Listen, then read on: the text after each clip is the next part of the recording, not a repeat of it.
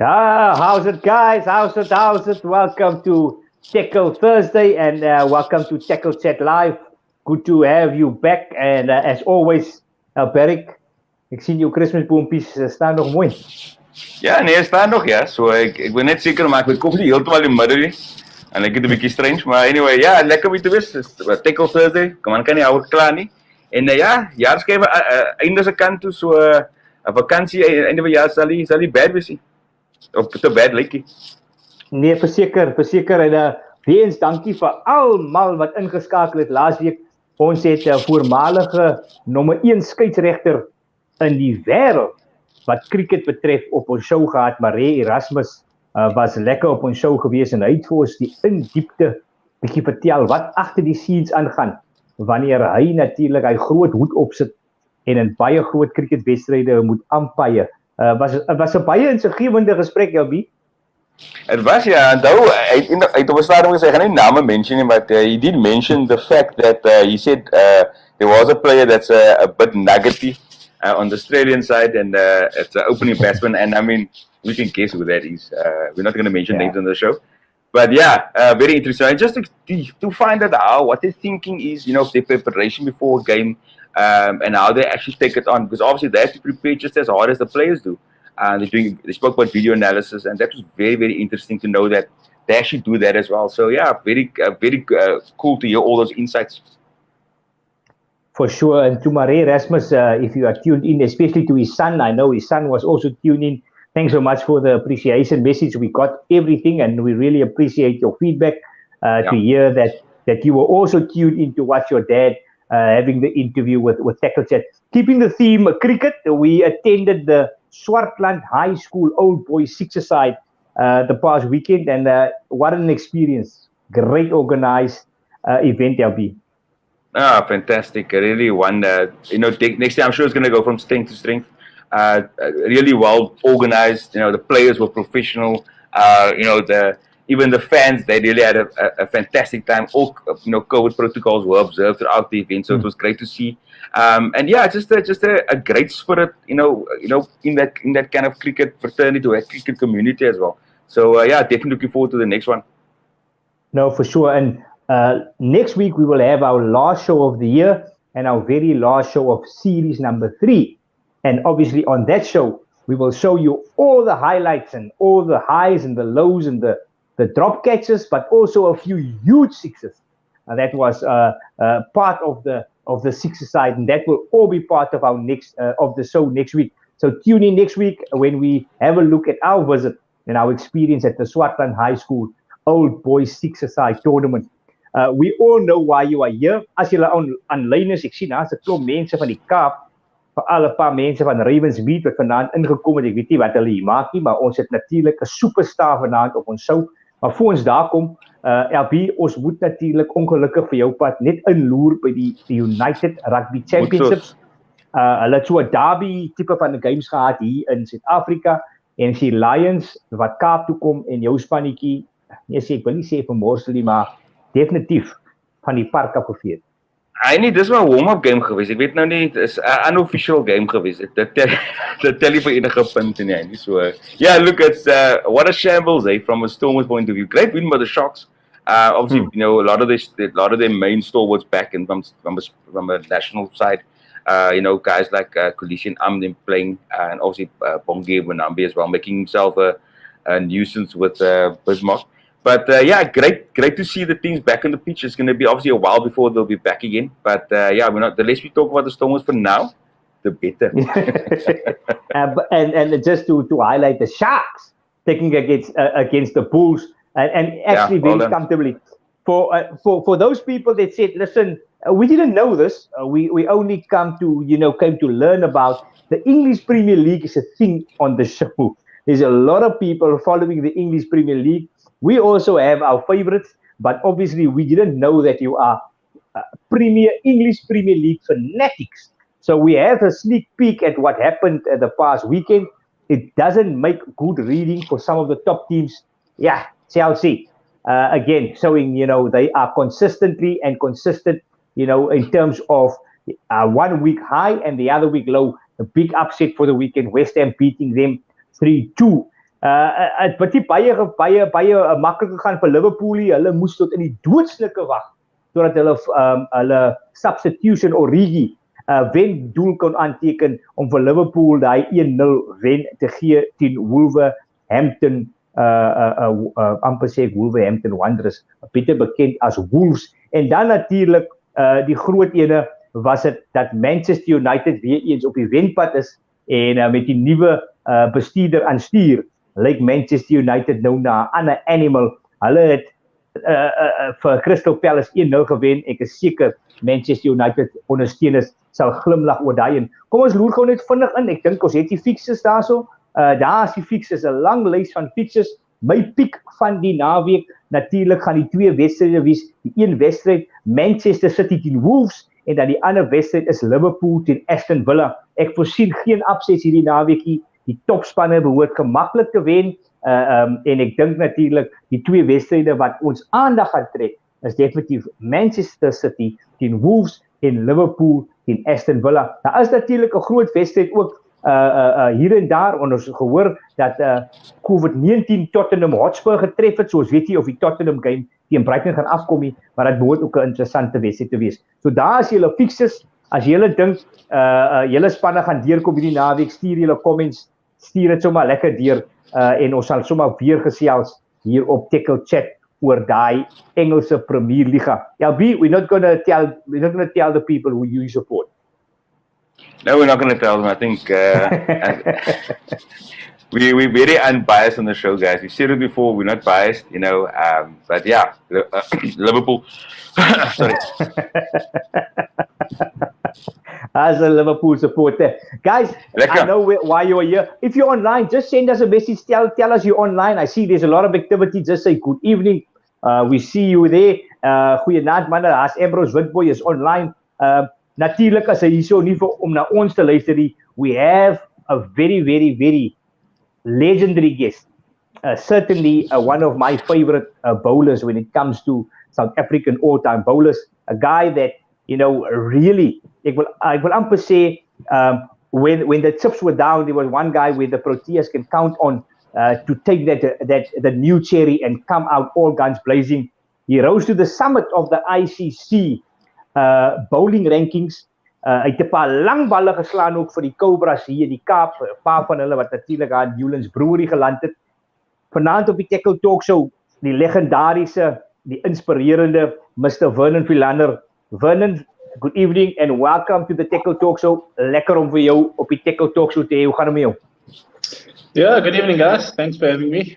It's been a rough last 7 days, traveling back to South Africa, but yeah, it's good to be back. It's good to, have the sunshine out, being out of hotels again. So yeah, it's just good to be a normal human being again. But yeah, thanks for having me. Great chat. Vernon, obviously you just alerted us you're back in South Africa. We assume you're back in Cape Town, but just for those people that don't know Vernon Philander that well, just before we get into the cricket chat, tell us a bit more about your upbringing. Where do you come from? Where did you go to school? And tell us a bit more about your background. Yeah, so I grew up in a little town called Ravensmead. Attended Webner Street Primary School. Then went on to Ravensmead High School. Played my cricket from a very young age at Webner Street. Mini cricket back then under Miss Espling. And she was really my mentor, from a very young age. And then obviously went on to high school where there wasn't much cricket at Ravensmead High School. And I then, started playing for Tiger Cricket Club.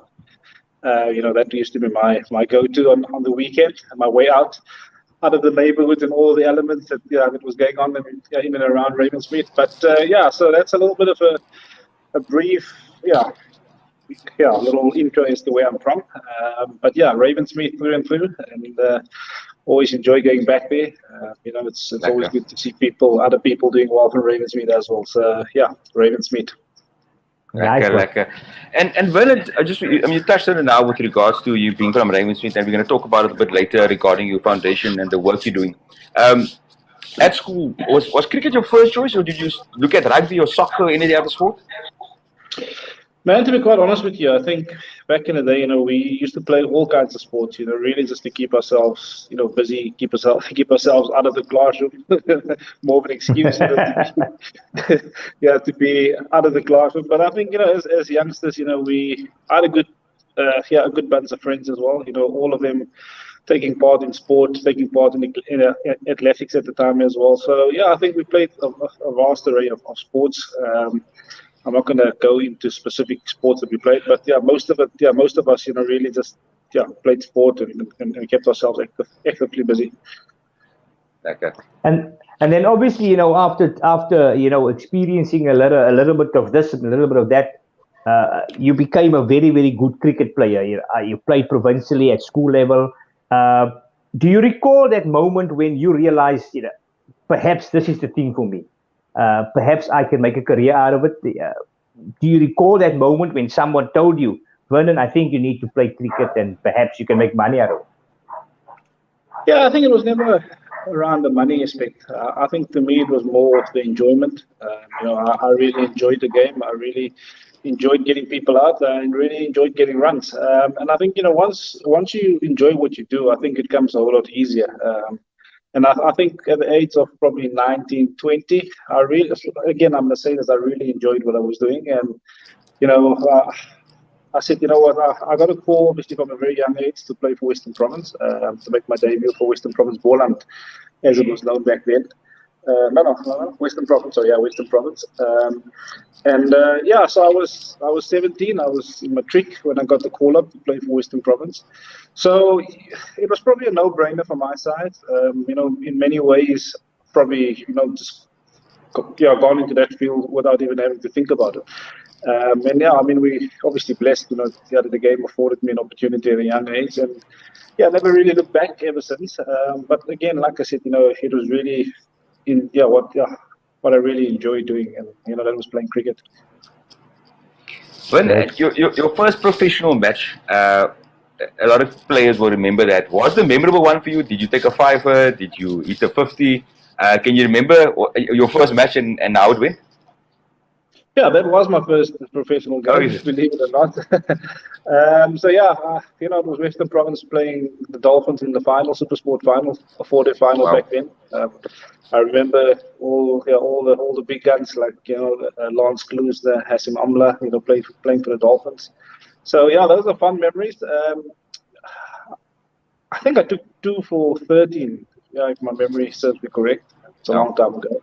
I don't want to. I don't want to sound old these days, but I remember taking 2 for 13 in the first innings. I didn't play that big a part with the bat, unfortunately, but ever since there, that really paved my way forward for international, professional sport. But again, like I said, it was never really about the money. It was more about me enjoying what I'm doing, and I've always had that motto in life, the minute I'm going to stop enjoying what I'm doing, I'm really just going to pull out and, find something else to do. And as long as I enjoy what I do, I'm happy. And great. That way I keep everyone else happy. Lovely. And then obviously, this is my personal opinion. I still believe that Vernon Philander was called up to represent the country a little bit too late. I think you should have played earlier for the Proteas. In all formats, there was a delay to select you, and there's a lot of explanations for that. But eventually, you get the call up. If memory serves me right, you get the man of the match in your first Test match. Was it against Australia? Do you recall that moment? On the big stage, Vernon Philander arrives, and then you hit. I would say you hit the ground running with a brilliant performance in your very first Test match. Yeah, to be honest with you, on your first point about being selected a little bit too late, I think I was originally being selected too early because I made my debut when I was 20, for South Africa in the one-day format, which I also at the time thought it was probably the wrong format to have played because I was really doing well in the longer format. But after that, I had to go back and play 4 or 5 years of first-class cricket, and I think that really put me in good stead for when I actually did make my debut or my Test debut. I've had a lot of experience going into that match. Having played, like I said, 5 years of first class cricket, I could learn a lot about myself. I could learn a lot about my game. And yeah, when the call up came, to be quite honest with you, yes, I was excited, a little bit nervous, but it wasn't overwhelming because I've obviously been there, done that, week in, week out, understanding what it would take, to perform over 5 days, understanding what it would take, to perform against, big name players, because I was also fortunate that domestically I could compete against some of our best players, in the 4-day and also the 1-day cups. So yeah, that really put me in good stead. So I mean, when I eventually got my call up, I think I was probably a lot more ready than what I was when I made my debut the first time round.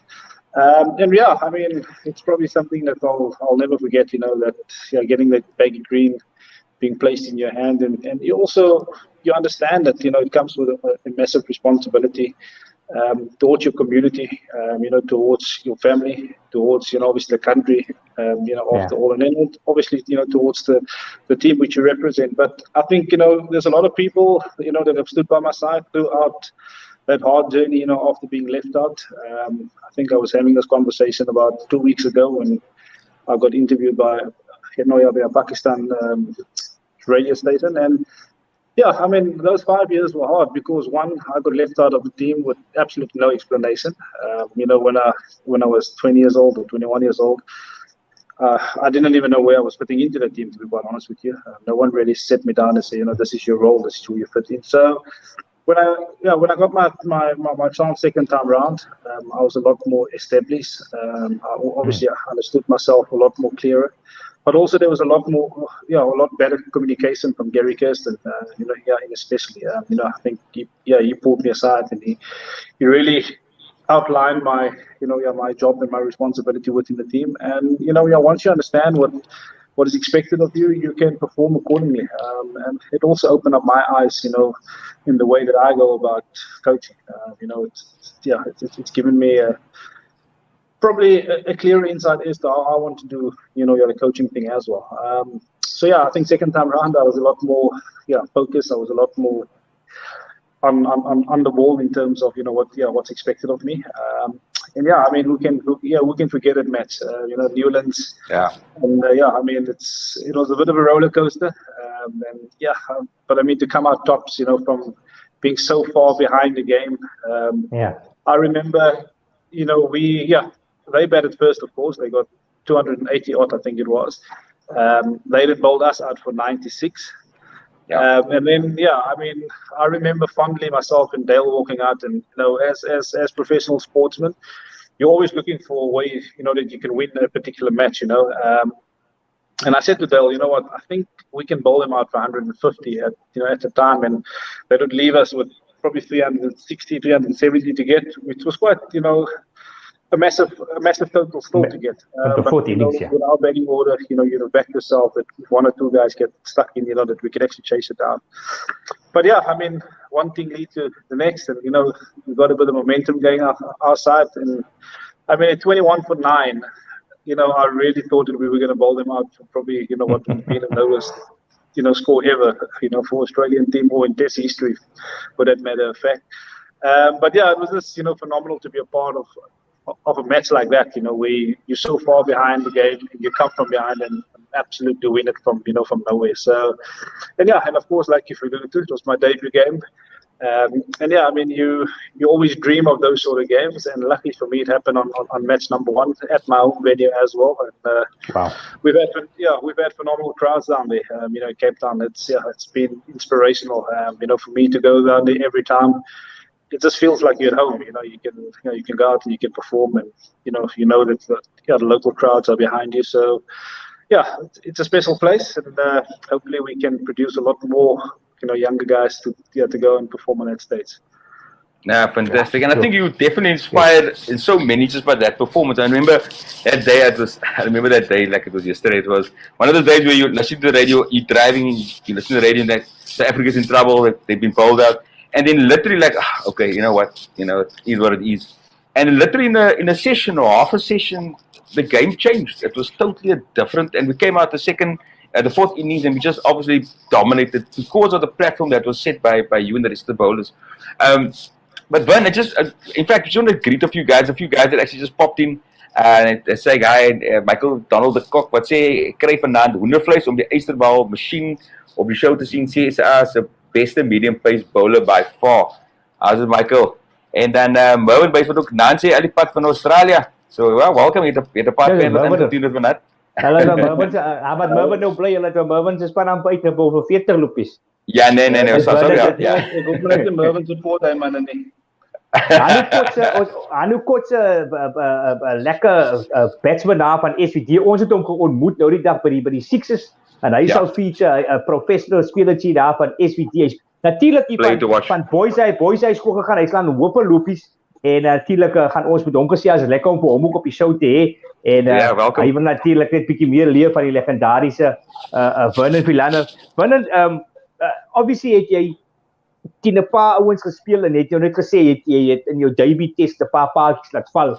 Goed gelyk. As hy een batsman is of twee van hulle vir jou koerier wat jy gedink het, "Yes, die ou het my nommer." Jy kan hom net nie uitkry nie.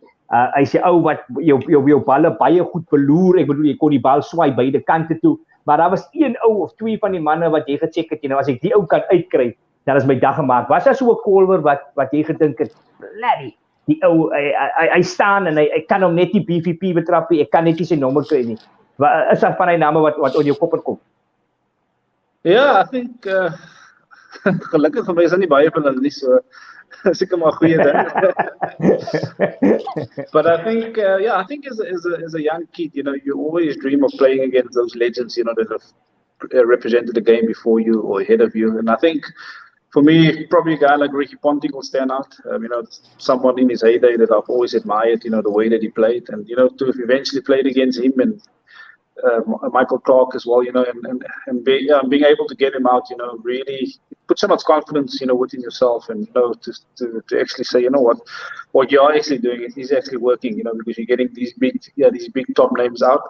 I think that for me, and that's the thing about international sport, you always feel that sense of belonging, and until you've put up a big and a good performance, when you feel that you do belong there. And I think for me, to have competed against some of those big names, and actually get him out as well, really gave me that sense of, what, I'm actually good enough to be here, and it's really just to make sure that you go from strength to strength and keep getting better. I think the big part of international sport is, that you don't want to be left behind. So you always want to make sure that you're up to speed, you're up to date with where the game is moving at. So, and that's something that I've really, made sure that I've honed in on my skill set, adding one or two new things, every sort of 18 to 24 months. To make life really difficult for batters. And that's ultimately, what you do as a bowler is to try and make sure that you're effective. I think a lot of the time, you get a lot of bowlers that look good, but they are actually ineffective. So the ball's flying through to the keeper taking it above the shoulder, so it looks good, but they're really ineffective. And you ask any top order batter or really top class batter, and they will tell you, they would rather face someone bowling 140 plus, where they can leave the ball, than facing someone bowling 130, 135 that they will have to play at every single ball. So it's understanding your skill set for me. Like I said, it's something that I've really worked hard on to make sure that you keep competing, you keep staying in the game, and also as the game has evolved, that you obviously stay up to speed with it. Yeah, fantastic. And I think over the years, it's been your hallmark is your accuracy. I think at one stage, the commentary team were talking about how accurate you were, that you could put a coin on a pitch and you'll be able to hit it 10 out of 10 times, and that just shows your accuracy. In terms of your performance, we spoke about that match, your first match, your debut match as a test player. I can think of quite a few others which were memorable. Having Australia something like in Australia against the Racks for something like 3 or 4 for 3 runs or 5 for 3 runs. One of the last tours that we won in Australia. What is your most memorable performance where you felt, today I'm hitting my straps, today everything is going for me? Yeah, I think it's probably the David Test match. It's one of those days where you just feel something was going to happen. And then also we played another Test match against New Zealand in Cape Town as well. I remember it was a little bit overcast in the morning, and there's a little bit of green tints on the actual playing surface. And myself and Dale, we've literally finished the warm up, and as the toss went up and New Zealand won the toss, we actually walked off because we knew that they were going to bowl first. And to our surprise, they've actually elected to bat first. And and I was turning around to Dale. I said, "Okay, cool. We've got to get back out to bowl a few more balls to get warmed up properly." And we bowled them out for 51. And I still remember, after the day's play, after we batted, one of my mates sent me a message. He said, "Hey, was it a delayed start this morning? Why you guys only played 73 overs, whatever?" And I said, "No, we actually bowled them out this morning."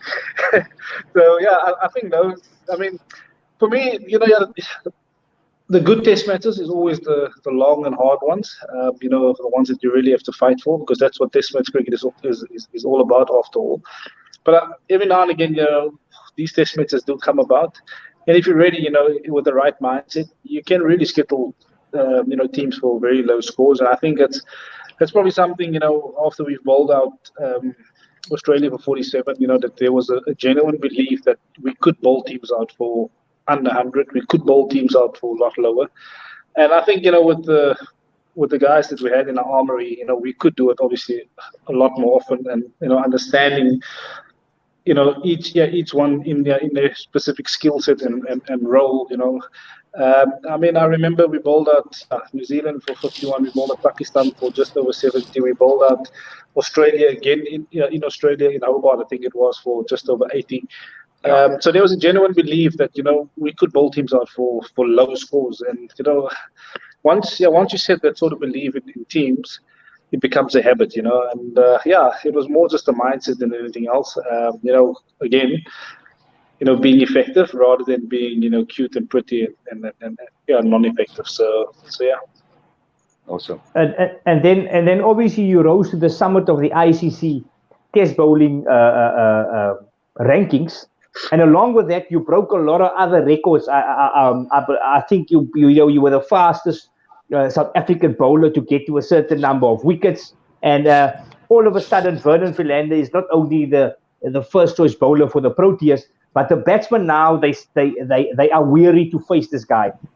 Do you think that inspired you, or was it something that actually it hampered you, because now all of a sudden you're a big name running into a David Warner? Hy weet jy die bal gaan swaai, Vernon die beste bowler en toets cricket bowler my toe. Ek moet meer versigtig wees.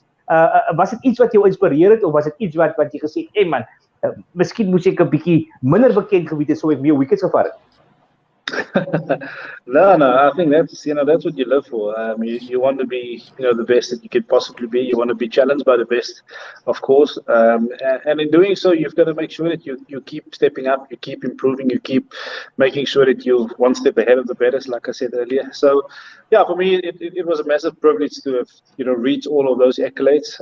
But at the end of the day, it was never about the accolades. It was more about how many games can we win as a team. The accolades and all of those things, yes, they do come, and they're all part of the game, and rightfully so. I mean, if it wasn't for the accolades, I probably wouldn't have been playing international cricket. So I think all in all, happy to have achieved all of the milestones which I have done so.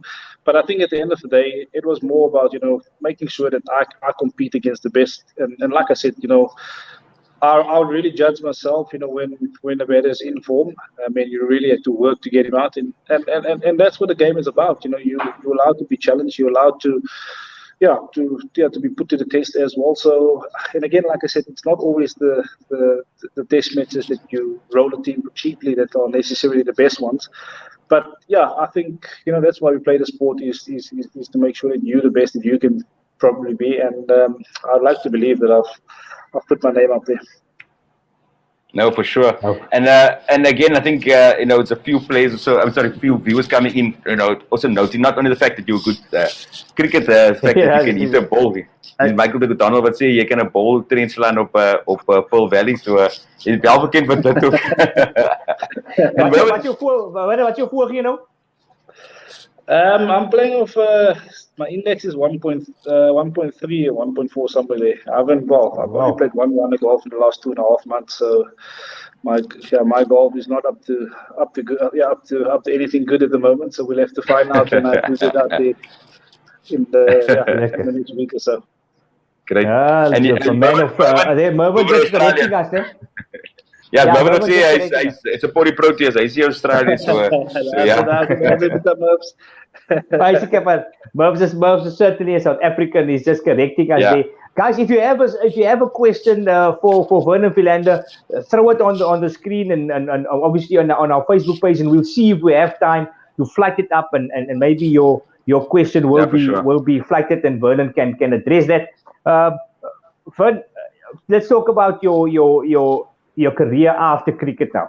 You know, you've retired, and we were very, very proud to see you part of the T20 World Cup setup for Pakistan. Is natuurlijk 'n verkeerde span wat jy nou reg help, maar we're very happy to see you there.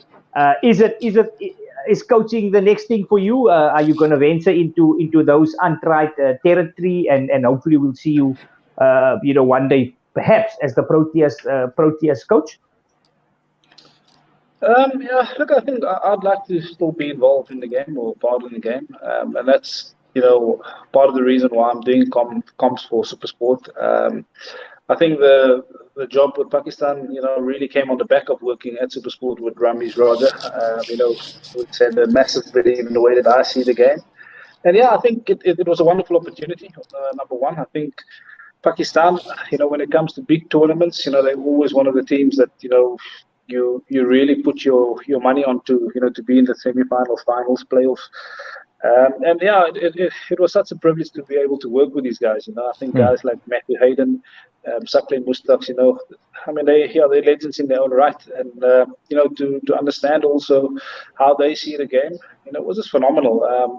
But I think also a big thing, I see, and like I said to you guys earlier, after viewing the way that Gary stepped in and his views on coaching, it really gave me a different perspective in the way that I see the game, in the way that I see coaching.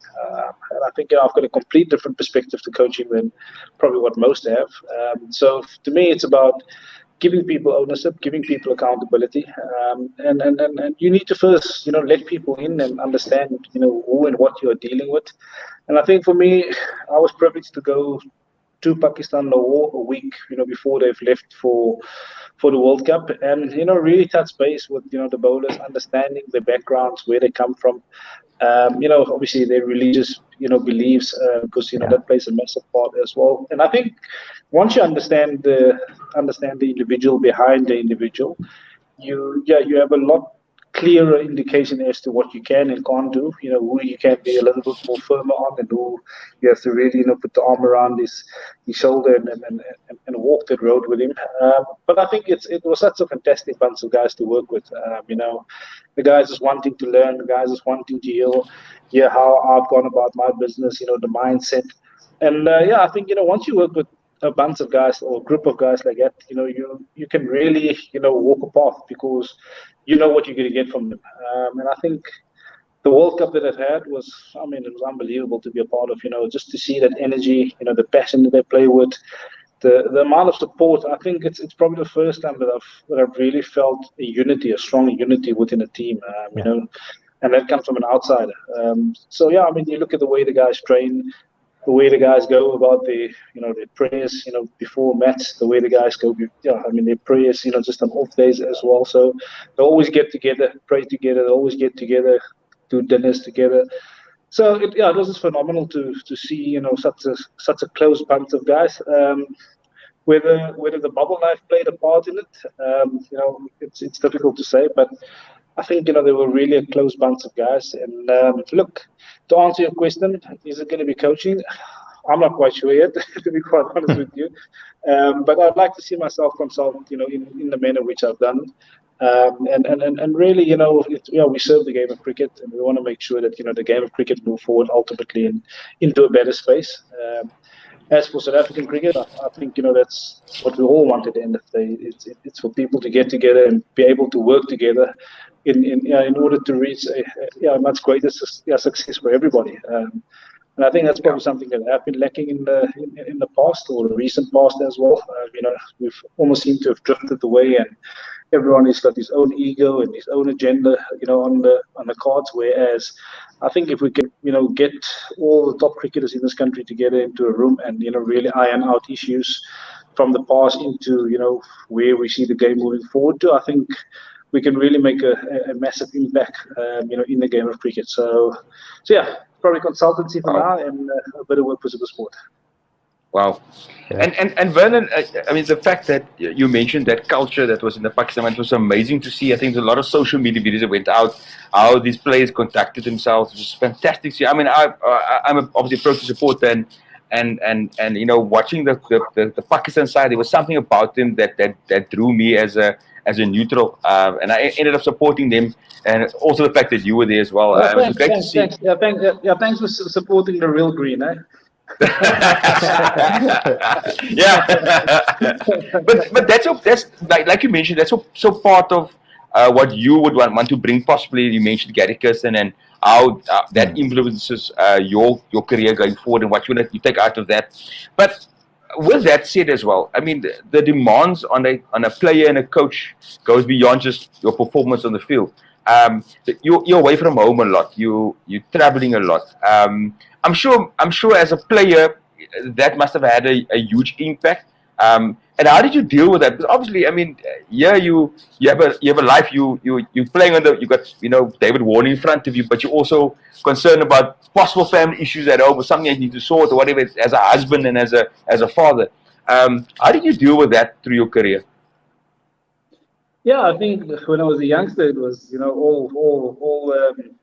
all rosy, and you wanted to be on those tours. But I think the older you get, and the more responsibility you add to your life, it does become a lot more difficult to travel, especially when there's kids around as well. So yeah, I think initially when you do step into the arena, it's all excitement. You want to be on those tours, you want to be away from home, you want to explore other countries and compete against other nations, obviously in their hometowns. But yeah, the older you get, like as I said now, there's other responsibilities. You get married, you have children, you do have extended families.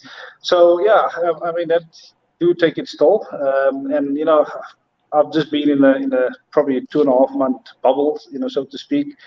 And yeah. I mean, it's crazy where the world has gone, to be quite honest with you. And it's really tough. I mean, for you being away from home, not being able to fly your families over, I've got a 3-year-old, it's he's a daddy bedoned, but it's really difficult, So I think as professional sportsmen, it does take its toll, and I think everyone has different challenges, whether it be family, whether it be whatever, everyone has different challenges, and I think the world of sport has gone into a stage where we were quite accommodative in terms of flying families over, whilst I was still playing, and I don't think it's any different now. So yeah, I mean, right now with bubble life, there's an added dimension to it, which like I just alluded to, it makes life really, really difficult, because where you normally just fly your family over, they could come in and be part of it. Now you've got to fly them over. They've got to do a quarantine period, and I mean, guys with young families, they would understand. You lock up a kid in a room for 7 days or 10 days. I mean, that's almost unbearable stuff to deal with. Yeah. So yeah, I think life has changed, and I think the older you get, the more responsibility you obviously add to your list. But yeah, I think it has its flows, where as a youngster, it's probably the best thing, to be a part of, to be traveling, to get out. But as you get older, it does become difficult, yeah. Yeah, sure. For sure, I can imagine. Vernon, and then obviously you still have the time and energy to give back to the community. You started the foundation. You're doing brilliant work in communities. Obviously, with the partnership of a lot of other role players.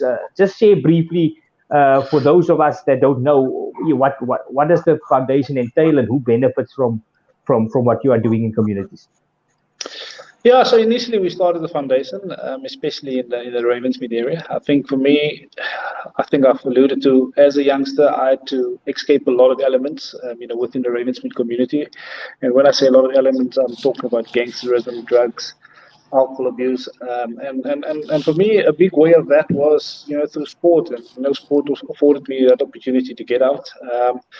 So yeah, I think in the not so near or not so distant past, we were obviously confronted with COVID. We were confronted with a lot of constraints, and one of the biggest things that do go with that is, people go hungry, obviously hungry, and I really made it a mission of myself to be able to go and, put a plate of food on people's table, in the time of need. And I think, in the last sort of while, we've really amplified that in terms of, we've gone and launched our own cereal. I've been working with a couple of guys behind the scenes to make sure that we put something nutritious on the plates of people. I think a lot of the time, we can stuff people with a slice of bread and milk, but from a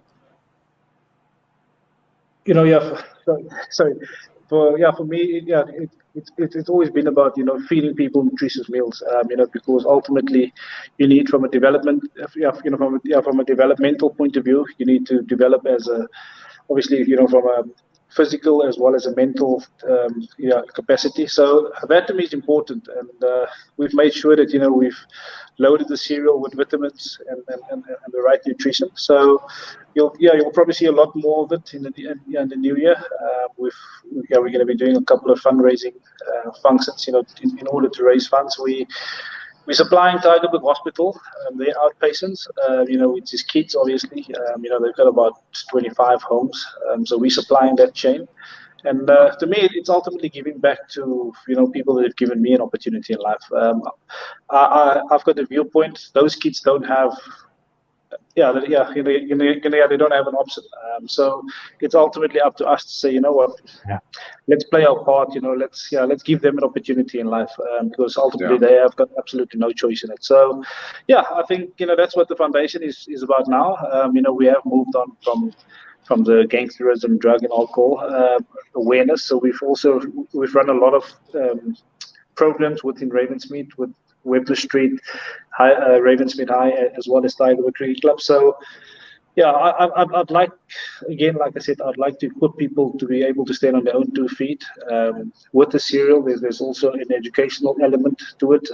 We want to teach people to be accountable, be determined, be brave, take care, So, there's a lot of values that we will have to reinstall into our communities. I think, if we're being brutally honest with ourselves, we've all become this one nation where everything is just about breaking down instead of building up. So I think we all have a massive responsibility in building up again. So that's where we see ourselves and making a difference in the communities out there. Awesome. Awesome. And just with that said, I think you inspired so many on the field, you're inspiring so many off the field, you're inspiring so many behind the scenes with the great teams that's out there, and obviously we're looking forward to seeing your next chapter that you take on.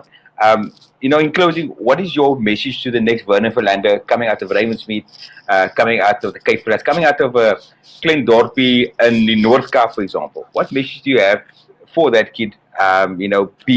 Seeing what you have seen and been doing what you've been doing. What message do you have for that cricketer that wants to succeed on the national stage? I think the first message that I will have is that it will take a lot of hard work, but please, wherever you are, please don't step down, keep going, keep pursuing your dreams, keep working hard, challenge yourself. And something that I've alluded to a little earlier is keep enjoying what you're doing. I think, the minute you have the enjoyment factor on it, you will go, a lot further than, what you'll go when you hate and really, carry a lot of baggage. So for me, it's keep enjoying it, but expect to face the challenges along the way. I think, I've had to struggle with a lot of that, along my path to the top. So never expect it to be easy. That's really the message that I want to say with them. Awesome. Great. Guys, thanks so much for all of those messages. Unfortunately, we can't show all of them there. We have Patricia Brinke's just greeting and just greeting Vernon Philander as well. Patricia also there from the Cape Town area. Michael de Kok is warm, nee. Hy sê, hoe het jy dit reg gekry om altyd kalm te bly, wat het jy jou kop gegaan en elke bal op dieselfde bek te sit. Michael wil weet Vernon, ja, jy kon 'n klein tile neersit en Vernon kon 6 balle in 'n bowl weet daar bowl. Hoeveel werk het agteraan gegaan op daai, ek noem dit sommer lyn en lengte. Te kon bowl. Yeah, and that's a good question. I think for me, the big part of that is, putting in the hard work and building the confidence that you can do it, time after time after time. I think, the toughest thing in the world is to keep it simple. And by saying that, when the pressure is on, do you lose focus? Do you go outside of your game plan? And it's only really the guys that have really put in the work behind the scenes that can keep it that simple and calm. It's been a lot of years. I've said it earlier. I've played 5 years of first-class cricket before I got to make my debut. So, ek het baie geleer in 5 jaar aan my maat. Yeah, it wasn't just about going out and putting the ball there all day. So yeah, you learn your trade, and also I was fortunate, that I've got to play with the likes of Saul Willoughby's, Alan Dawson's, Saul Langerveld, Rod Telemarcus, and all of these guys. So it was good to have them alongside me, and most of the time, they kept me, level-headed as well, because I think as a youngster I was a little bit, hardkoppig and bietjie warmie bo gewees. But thankful for those guys, that kept me, calm as well. Awesome. Yeah, great. 45 minutes actually flown by. But Vernon, I think from our side, we just want to thank you for gracing us with your presence on the Têkkel Talk Show. I don't know if you watched some of the previous episodes, but this is just to say thank you to Vernon Philander for not only going out there and representing Ravensmead and the broader Cape Town on the national stage, but also I would say exceeding expectations on all levels, becoming the world's best test bowler in a very short time, making sure that you represent the people where you come from, but also represent a whole diverse South Africa on the biggest stage. Obviously, at the Cobras, you were also known as hitting the ball a long way, and even then, inspiring a lot of people, a lot of youngsters in Cape Town. After cricket, ek sal net sê, jy coach nou natuurlik vir Pakistan en ons klap vir jou daar ook wanneer jy daar presteer. Alhoewel Pakistan nou ons opponent is, we also cheer for you because local is lekker. You're one of those guys that make a difference across the board and even have the energy to plow back into a community like Ravensmead through your foundation. You're really a big inspiration to us, and we know that subsequent to your playing career, now as a coach, but also as a role model in the community where you come from, you're certainly going to make a difference. And for us at the Têkkel Talk Show, absolute honor to have you. We want to wish you well. We want to wish your family well and stay safe during this festive seasons. Thank you so much for your time, and we hope to see you climbing the coaching ranks in the near foreseen future. Yeah, thanks guys, and just a little message from me to all of you guys. I hope you all have a good and lekker festive season. Stay safe out there. Look after yourselves and your loved ones. But it's only been a pleasure. There you have it. Thanks. Ja, Berk, lyn en lengte in the corridor of uncertainty with Vernon Philander on the Têkkel Talk Show at Tekkel Chat op YouTube and on Facebook. If you missed this one live, you can check it out there. Drop a comment to us as well. Next week, our final show on Series 3 and our final show for the year. Mr. Vernon Philander, previous ICC #1 test bowler in the world, hier op Têkkel Talk Show. Waar is het lekker? Hier is het lekker. Stay safe, guys. Volgende week ons laaste show. Ja, Berk, lekker om jou hier te hê en Mr. Vernon Philander, altyd lekker om julle hier te hê. Volgende week maak ons weer so, selfde tyd, selfde plek. Tot dan. Cheers.